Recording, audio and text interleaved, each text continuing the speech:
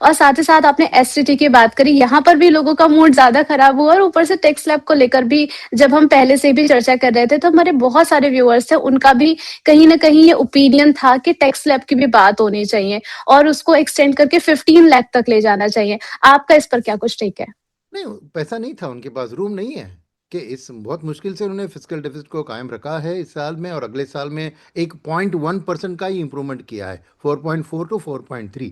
तो क्या है कि पैसा देना है, अगर पब्लिक के हाथ में और पैसा देना है, पब्लिक तो खुश होगी ज़रूर, बट क्या वो पैसे से जाके खर्चा कर रही है कि नहीं, लास्ट ईयर में एविडेंस नहीं है कि लोग इनकम टैक्स का बेनिफिट लेकर शायद सेविंग्स में ज़्यादा पैसा डाल रहे हैं, एसआईपी बुक बढ़ रही है, तो जी। मगर खर्चा नहीं कर रहे हैं। बट देश की ज़रूरत है कि आप खर्चा कीजिए ताकि कैपेसिटी यूटिलाइजेशन बढ़े, फिर प्राइवेट कैपेक्स बढ़े। तो एक इकोनॉमी की ओर से देखना चाहिए इसको। मानता हूँ कि इंडिविजुअल आपकी जो इच्छाएं थी, मांगे थी, वो पूरी नहीं हुई तो आप नाराज़ है, वो भी मैं मानता हूँ, ठीक है, आप नाराज़ है, मगर as an investor in the stock market, not as a speculator, आप सोचिए कि मुझे क्या चाहिए। मुझे आज मैं पैसा रकम जो डाल रहा हूँ मार्केट में, चाहे वो म्यूचुअल फंड के जरिए हो या डायरेक्ट हो, मैं जो डाल रहा हूँ, मुझे 3-5 साल में मुझे इन्फ्लेशन बीटिंग रिटर्न चाहिए, जो हो सकती है जब इकोनॉमी आगे बढ़ सकती है, और उसके लिए जी। आज ट्रिगर्स दिया है। तो ये सोच समझ के सोचना चाहिए। इनफैक्ट मैं कहूँगा कि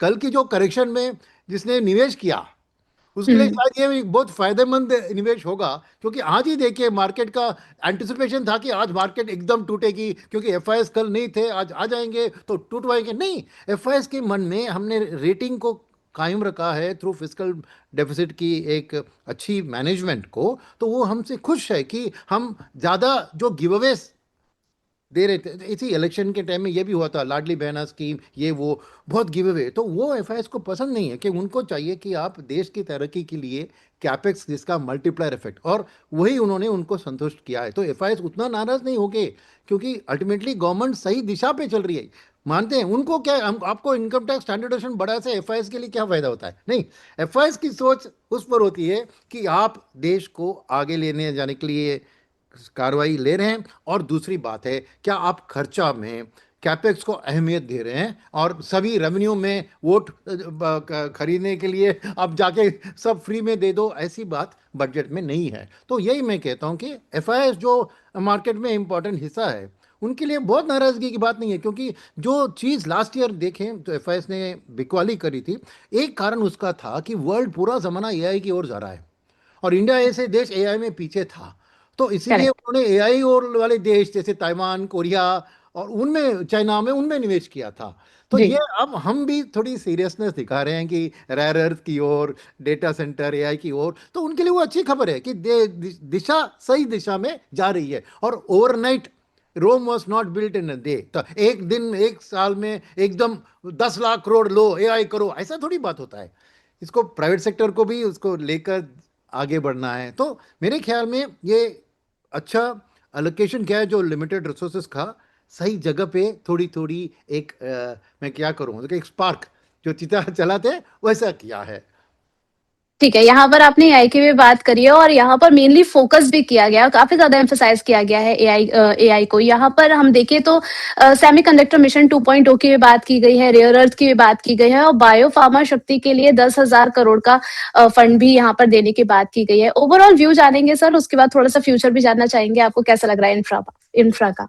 मेरे इंफ्रा के लिए अच्छा है, क्योंकि एक वो डेटा सेंटर की बात भी की है, तो बहुत सारे उधर जीसीसी के इधर आएंगे, तो नाली रियल एस्टेट का डिमांड बढ़ेगा, तो वो जी। एक अच्छी खबर है। और दूसरी बात है कि जो उन्होंने मेडिकल टूरिज्म के लिए भी बहुत सारे सपोर्टिव मेजर्स लिए हैं, वो भी एक देश के लिए फॉरेक्स रेवेन्यू का यहाँ हो सकता है, और यहाँ हॉस्पिटल्स, डायग्नोस्टिक्स, ऐसे सेक्टर्स के लिए भी बिजनेस बढ़ सकती है।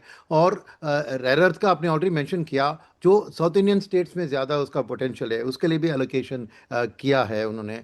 तो मेरा मानना है कि ऑलवेज मन में इच्छा रहती है कि और क्यों ना करते, राइट? जी। वो तो है, हर व्यक्ति में होता है, अरे इसको और ज्यादा दम देना था, वो होता है।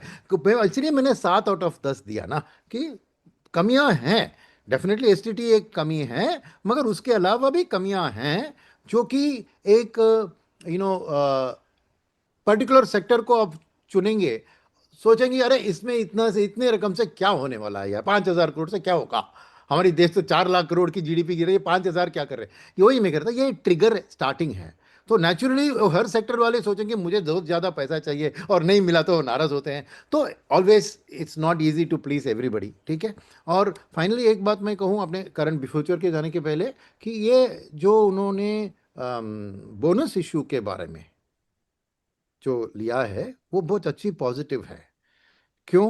क्योंकि एक रिटेलर को बोनस का कैपिटल गेन्स टैक्स का बेनिफिट मिल गया, तो उसमें सेविंग है उनका अगर कोई बोनस इशू। सेकंड, कॉर्पोरेट्स को थोड़ा पेनल्टी भी डाला है, क्योंकि ये पैसे को वो करना क्या चाहते हैं कि वापस देना चाहते हैं लोगों को, अपने धंधे में निवेश नहीं करना चाह रहे हैं।